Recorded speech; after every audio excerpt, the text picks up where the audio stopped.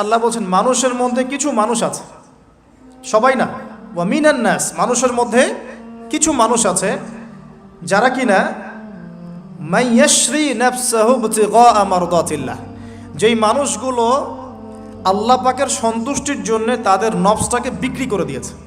সুবহানাল্লাহ, চারটাখানি কথা না, কিন্তু মানুষের মধ্যে আল্লাহ কিন্তু সূরা বাকারায় বলেছেন শুরুর দিকে, মানুষের মধ্যে কিছু মানুষ আছে যারা মুমিন, কিছু মানুষ আছে যারা কাফের, কিছু মানুষ আছে যারা মুনাফিক, শুরুর দিকে পাবেন।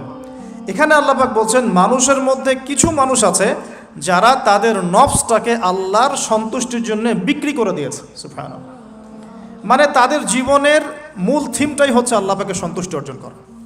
কোনো কিছুকেই তারা আল্লাহর সন্তুষ্টির উপর প্রাধান্য দিবে না। যদি কোটি টাকার অফার আসে হারাম, সে সেটা রিজেক্ট করবে, আল্লাহ নারাজ হবে। একটা সুন্দরী মেয়ে যদি জেনার অফার করে, সে রিজেক্ট করবে, কারণ সে আল্লাহকে ভয় করে।